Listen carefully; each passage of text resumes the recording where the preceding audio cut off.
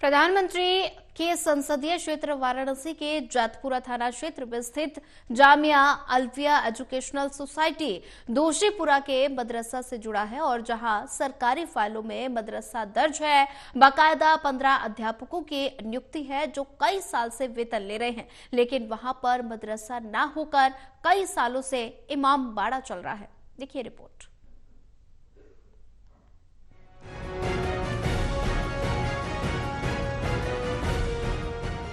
एक तरफ योगी सरकार अवैध और फर्जी तरीके से चल रहे मदरसे के खिलाफ कार्रवाई कर रही है और वहीं दूसरी तरफ वाराणसी प्रशासन के नाक के नीचे कागजों में मदरसा चल रहा है, लेकिन स्थानीय लोगों के अनुसार वहां पर कभी मदरसा रहा ही नहीं, वहां शुरू से ही इमाम बाड़ा है।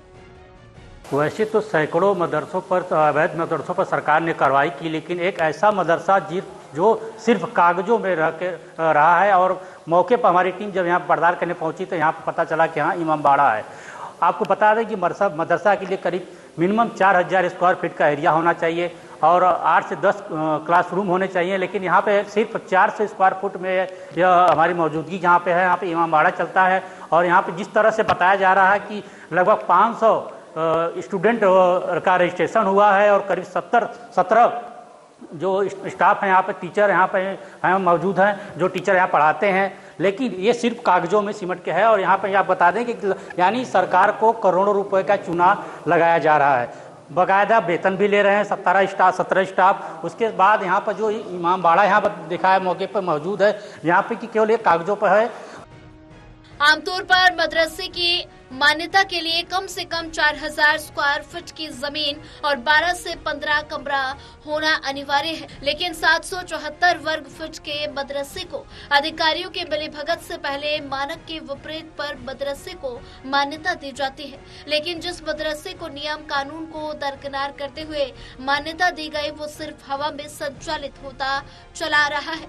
इस मदरसे में 14 अध्यापक नियुक्त किए गए हैं और 3 ऑफिस स्टाफ नियुक्त किया गया है जो सरकार से वेतन भी ले रहे हैं। अल्पसंख्यक विभाग के अधिकारियों के मिलीभगत से सरकार को करोड़ों रुपए का चूना लगाया जा रहा है।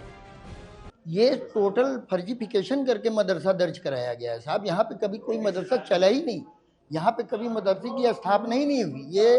ये मकान जो है मौलाना अता हुसैन साहब का पुश्तैनी मकान था जिसमें ऊपर वो रहते थे और नीचे ये इमाम बाड़ा है जहाँ पे जनाना प्रोग्राम होता है। महिलाएं आम मुहर्रम के दिनों में मजलिस मातम, आम दिनों में भी जुमेरात वगैरह को आती हैं, मजलिस मातम करती हैं, चली जाती हैं। ताजिया रखा हुआ है सामने, न कभी यहाँ मदरसा संचालित हुआ न चल रहा है।